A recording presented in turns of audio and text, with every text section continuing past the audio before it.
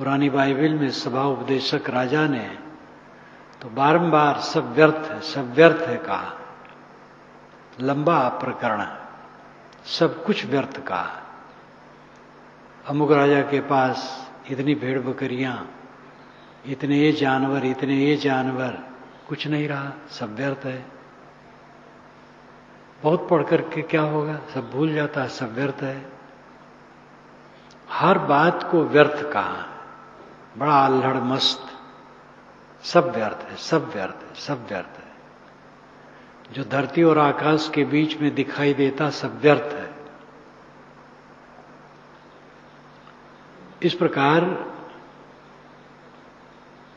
मिथ्या को व्यर्थ कहते हैं, व्यर्थ को मिथ्या कहते हैं।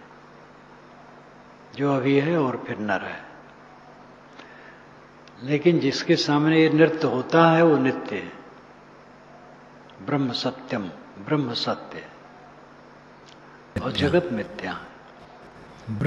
ब्रह्म नित्य है और जो आता जाता है वो मिथ्या है, निरर्थक हो जाता है, आया और गया।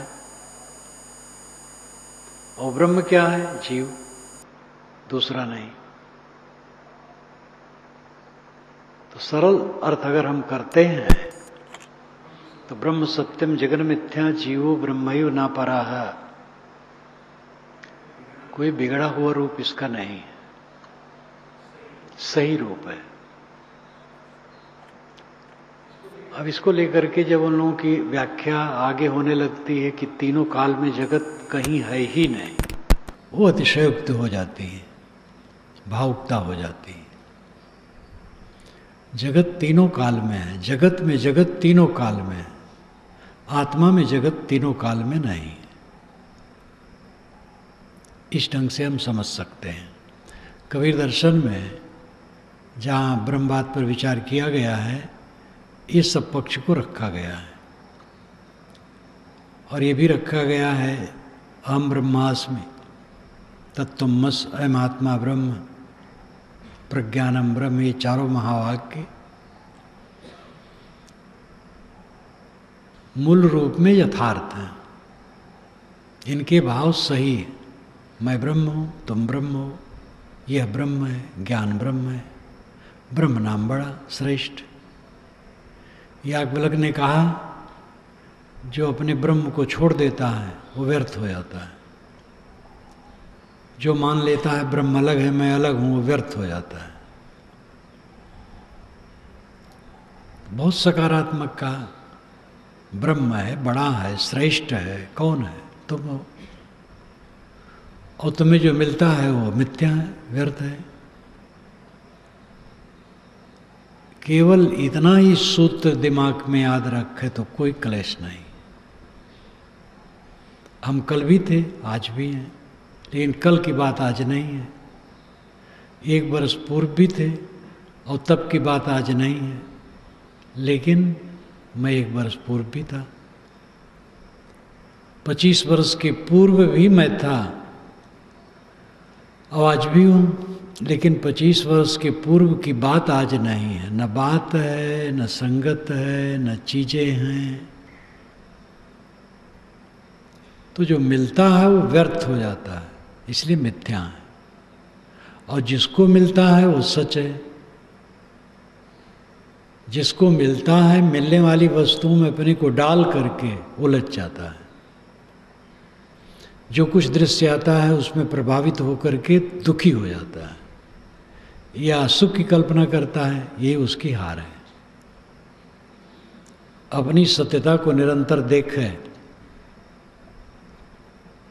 और उसमें स्थित रहे, यही साधक की साधना है। दुखी क्यों? कल किसी ने कुछ कह दिया था तो बीत गया, 24 घंटे हो गए। 10 बरस किसी ने कुछ कह दिया था तो बहुत दूर हो गया। उसे शिक्षा लो, सावधानी लो। तुम निरपराध हो कह दिया था, उसकी समझ स्वीकार लो, सुधारो। सुधरे हो, ठीक रहो, शांत रहो, क्या परेशानी। कुल अपने ऊपर निर्भर करता है। जो अपने को ठीक कर लेता है उसे कोई परेशानी नहीं, और जो अपने को ठीक नहीं कर पाता है उसकी पूजा रात दिन हो कभी सुखी नहीं होगा, बड़ा सत्कार हो, बड़ी चीज़ें हों, कभी सुखी नहीं होगा। इसलिए अपने आप को संभालने की आवश्यकता है।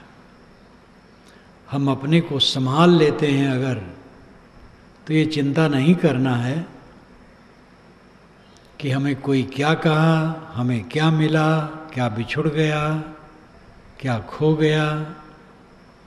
तो सब जगत है, मिथ्या है, रहेगा ही नहीं, ये भी न रहेगा। एक सज्जन थे, कई वर्षों के बाद उनके यहाँ उनका मित्र आया, तो घर देख करके पता लग जाता है क्या स्थिति है। गरीबी बहुत हो गई थी उनके घर में। उन्होंने कहा कि ये सब क्या हो गया आपका? उन्होंने कहा ये भी न रहेगा, मैंने पहरिए रख दिए हैं चारों तरफ, दुख घुसने न पाए। कौन पहरिए? पहरेदार। तो चारों तरफ उन्होंने नज़र दौड़ाई तो देखा यही लिखा था, ये भी न रहेगा। धनाढ्यता न रही, दरिद्रता भी नहीं रहेगी, संयोग न रहा, वियोग भी न रहेगा, मृत्यु भी साथ नहीं देती है। एक सज्जन ने हंस करके मुझे कहा था, कब हृदय थे, कहे महाराज क्या बताऊं मैं, किसका साथ है? मृत्यु भी साथ नहीं देती है, मृत्यु मार करके चली जाती है। तो जहां कुछ भी साथ नहीं है, किस लिए दुखी? केवल दो बात की याद रखना चाहिए, ब्रह्म सत्यम जगन मिथ्या। ब्रह्म सत्य हो, जगन मिथ्या। ब्रह्म कौन है? जीवो ब्रह्मयो न परा, जीव ब्रह्म ही है, दूसरा नहीं। तो ये जीव, ये सत्ता, ये चेतन, यही ब्रह्म है और ये नित्य है। और जो मिलता है वो मिथ्या है, संयोग होता है वो मिथ्या है, अभी है अभी नहीं। ये दृष्टि बनाए रखना सबसे बड़ी वीरता है।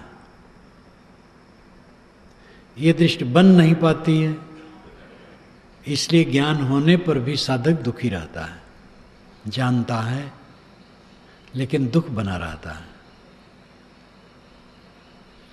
दृष्टि बनाने के लिए अभ्यास की जरूरत होती है, लगातार अभ्यास। इस संसार में कोई सुखी हो सकता अपने को ठीक करके, दूसरे को ठीक करके नहीं, दूसरे की शिकायत करके नहीं, दूसरे से लड़ करके नहीं। विवेकवान कभी नहीं लड़ता है। एक संत से एक ने कहा, कपटी कहीं का, उन्होंने कहा 30 वर्ष हो गए मुझे साधु हुए, आपने पहचाना? काया कपट धारण किया हूं, कपट क्यों नहीं? साधक उसकी बुराई करने वाले पर आक्षेप नहीं करेगा, अपने को देखेगा। साधना का रास्ता ही विनम्रता का है, सह लेने का है, क्षमा करने का है, गम खाने का है। छोटा बड़ा कहा जाता है, एक भाषा है, कोई छोटा है कोई बड़ा है, उम्र के नाते भी कह दिया जाता है छोटा बड़ा, कुछ योग्यता के नाते कह दिया जाता है, पद के नाते कह दिया जाता है। मूल रूप में कोई जीव छोटा बड़ा नहीं, सब समान है। कोई कह सकता है, सब स्वतंत्र है। तो इसलिए उसको लेकर के अपने चित्त में अमर्ष नहीं होना चाहिए, अपने को संभालना चाहिए। जगन मिथ्या, जो मिलता है मिथ्या है, व्यर्थ है, और मैं सत्य हूं। वह कहानी राजा की, जो सोया था और सपना देख रहा था, कि मैं पर्वत की तराई में घूम रहा हूं, 3 दिन का भूखा हूं। तराई क्षेत्र में गरीब लोगों की झोपड़ियां हैं और उसमें मैं भिक्षाटन के लिए गया हूं, तो एक एक चुटकी चावल दाल लोग देते हैं, गरीब लोग हैं। ये विशेषता होती है कि भिक्षु को लोग देते हैं, चाहे गरीब भी हो भी देते हैं। तो ले करके वो एक मिट्टी के पात्र में 3 पत्थर रख दिया, उस चूल्हा बना करके उसके ऊपर रख दिया, पानी डालकर ईंधन जलाया, खिचड़ी पकी, केला का पत्ता लाया, खिचड़ी ढाल दिया। उसी समय 2 भैंसे लड़ते लड़ते उधर से आ रहे थे। राजा भयभीत हो गया, रोटी हो तो लेके भागे, भात हो तो भी संभव है, खिचड़ी और केले के पत्ते पर संभव ही नहीं लेकर के भागना, और गरम खिचड़ी। भयभीत हो गया। इतने में भैंसे दौड़े और पत्तल और खिचड़ी को रौंद दिए और राजा को खदेड़े। राजा भगा और नींद खुली। उसको आश्चर्य हुआ, जहां मैं विश्राम कर रहा हूं यहां तो मक्खी भी आने की गुंजाइश नहीं है, इतना प्रबंध है, भैंसे कैसे आ गए? हजारों को भोजन देने वाला भिखारी कैसे हो गया? वह पोह में पड़ गया। स्नान किया, पास में एक संत रहते थे, उनके यहाँ गया, कुल बताया, कहा महाराज वो सत की ये सत। उन्होंने कहा सपने में तो भिखार था, जागृत और राज उसमें था? कहे नहीं था। कहे तुम? मैं था। अब राज्य में हो, जागृत में हो, अब सपना नहीं है और भिखारपन नहीं है, और तुम? मैं हूं। तो दोनों झूठ, राज भी झूठ और भिखारपन भी झूठ, जागृत भी झूठ और सपना भी झूठ, और तू सच। तो दृष्टा सदैव सच रहता है। इस जीवन में सच है, हम देखते हैं, जब से होश में आए हैं तब से अनुभव है कि मैं हूं। मुझे तो ये नहीं याद है कि क्या उम्र रही होगी, लेकिन अंदाज लगता है 4-5 की रही होगी। भूत प्रेत घर में बता देते हैं, तो ज़्यादा बच्चों को दिमाग में वो जम जाता है। घर के पश्चिम 1-2 घर था, गली थी, उधर खेत गया। शौच सब खेत में ही जाते हैं, अब तो कुछ बनाने भी लगे हैं। तो कोई लड़का होगा, वो दाएं से बाएं हाथ की तरफ चल रहा था, सीधा नहीं चल रहा था, और चलने में उसकी मनमौजी रही होगी। और तरुण करीब था, 15-16 का था, जरा दूर था। मैं भयभीत हो गया कि ये प्रेत होगा, ऐसा और कौन चलेगा, और भगा, घर में आ गए। ये बात याद आती है। ये 4-5 वर्ष की उम्र रही होगी, इतनी पुरानी बात याद आती है। तब मैं था, वही मैं हूं जो आज हूं। इसी ढंग से समझ लीजिए, इस शरीर के पूर्व भी मैं था, न होता तो आता कहां से, और है तो जाएगा कहां? जो सच है वो झूठ नहीं होता, और झूठ है वो सच नहीं होता है। असत्ता सत्ता में नहीं आती है, सत्ता असत्ता में नहीं जाती है। सच सच है। मेरा अपना होना पूरा जीवन साफ है, पूरा जीवन मैं अपने को देखता हूं कि मैं हूं,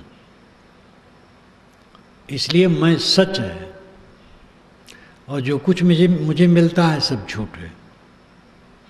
आता है जाता है, व्यर्थ हो जाता है। बचपन से आज तक की दृश्यावली में जितना कुछ याद होता है,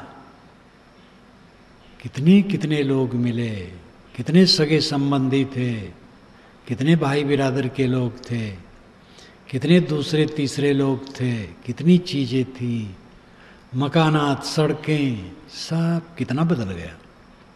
कुछ रहता नहीं है, सब भागता चला जाता है। इसलिए अपने को भावुक न बनावे, अनुकूलता में विभोर न हो, प्रतिकूलता में क्लांत न हो। यही ज्ञान का अर्थ है।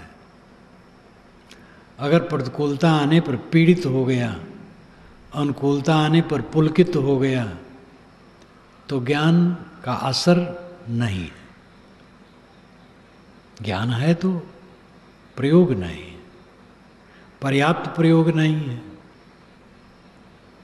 करने से होगा, मांझते मांझते मांझते करते करते तब ये दशा आएगी।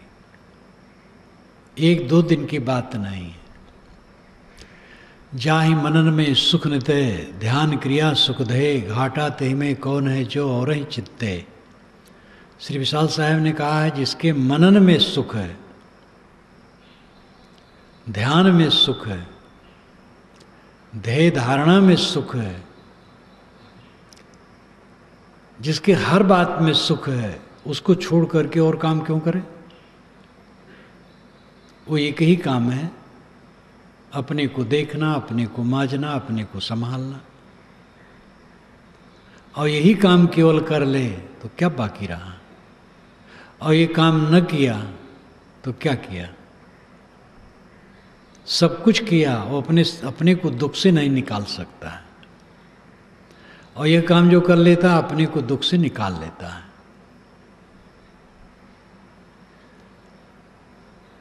यहाँ पर वेदांतियों का ये वचन मुझे याद आया, तो इस पर मैंने आपसे कहा कि सरल अर्थ किया जाए, उसको अति गूढ़ता में डाल करके दार्शनिक उलझनों में उलझा करके न रखा जाए तो बहुत सहज है और बहुत सही है। दक्षिणी विद्वान एक आए जो विशिष्टाद्वैतवादी थे हरिद्वार में। उन्होंने घोषणा की ब्रह्म सत्यम जगन मिथ्या कहने वाले नास्तिक हैं, और मैं चैलेंज करता हूँ शास्त्रार्थ कर ले। तो ऋषिकेश और हरिद्वार दोनों यहाँ के विद्वान और संत घबरा गए। करपात्री जी को संदेश दिए, दिल्ली वो रहते थे, दिल्ली रहते थे या बनारस रहते थे, राजनीतिबाजी में भी पड़ गए थे, इसलिए दिल्ली में रहा करते। उनकी राजनीति बेकारे थी, लेकिन अब क्या कहा जाए, ऐसे योग्य पुरुष उसमें उलझ गए थे। अब वो तो ताल ठोकने वाले थे, कोई शास्त्रार्थ कोई करने वाला हो एकदम आगे आ जाते थे। तुरंत उन्होंने घोषणा कर दी और पहुंचे हरिद्वार। सभा हुई, ये 65 की बात है, सन 1965। एक अध्यक्ष रखे गए कि जो हारे और जीते उसका निर्णय वो करें। तो करपात्री जी महाराज और दक्षिणी विद्वान, उसका तो हमें याद नहीं कि साधु था कि पंडित था, लेकिन विद्वान था।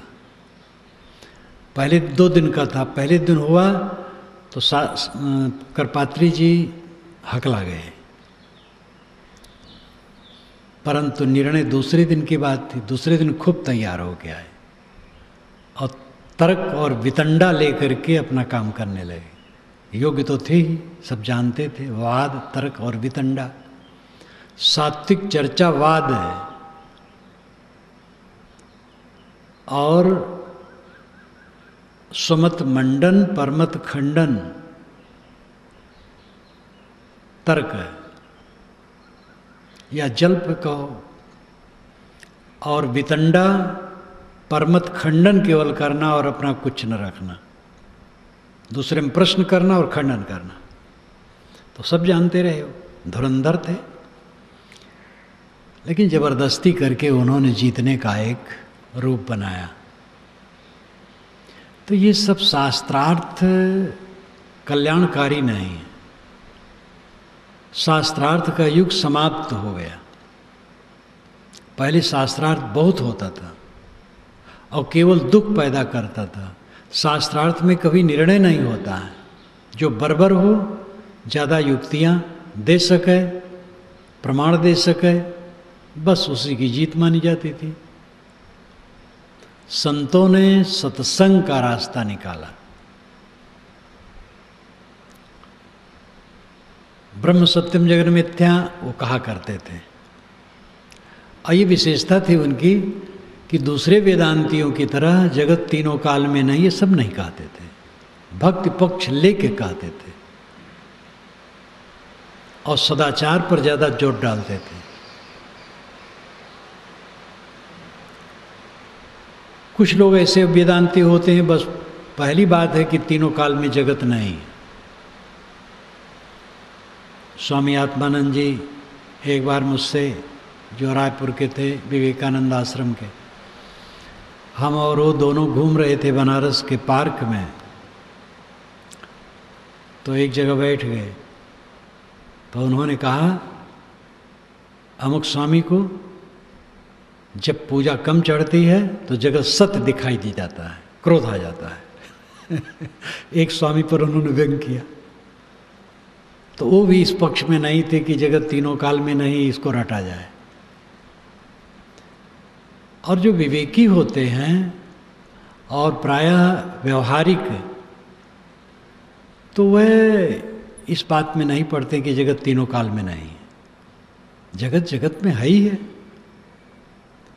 मिथ्या का अर्थ है व्यर्थ, रहता नहीं, अभी है और अभी नहीं रहेगा। जगत का अर्थ ही जायमान हो, गत हो, बने बिगड़े, तो व्यर्थ है ही, वो टिकेगा कहाँ। और ब्रह्म जीवी ही है, स्वयं है, वो नित्य है। अपने नित्य स्वरूप में स्थित होना और जो बनता बिगड़ता है उससे निर्मोह रहना, यही साधना है। हर समय इस चीज को देखना, बनता है बिगड़ता है वह व्यर्थ है, मिथ्या है। उसमें अपने मन को अटकावे ना। उपलब्धियां, व्यक्तियों का मिलना और बिछुड़ना, सम्मान अपमान, आदर अनादर, प्रशंसा गाली, बीमारी स्वास्थ्य, यही सब मिलता और क्या मिलता है, और कुछ रहता नहीं, सब भाग जाता है। इन बातों में जो अपने मन को अटकाएगा वो शांति नहीं पाएगा। जो इन्हें मिथ्या समझता रहेगा, व्यर्थ समझता रहेगा, आगमपाई, वह अपने आप में ठहर सकेगा। इसलिए ब्रह्म सत्यम जगन मिथ्या, जीवो ब्रह्मैव न पराः, विवेक पूर्वक इसको समझा जाए तो इसका अर्थ ये नहीं होता है कि जगत तीनों काल में नहीं। जगत बनता है बिगड़ता है, उसका अर्थ ही बनना बिगड़ना। तो कुछ ना हो तो कहाँ बने बिगड़ेगा। कोई द्रव्य है तो उसमें बनता और बिगड़ता है, द्रव्यहीन हो तो बनेगा बिगड़ कैसे। इसलिए साधक इस पर ध्यान दे। आत्मा ही ब्रह्म है, महान है, श्रेष्ठ है। आप स्वयं महान हैं। जो आपको मिलता हो रहने वाला नहीं, इसलिए उसमें अपने मन को उलझा करके दुखी सुखी न हो, अपने आप में केंद्रित हो।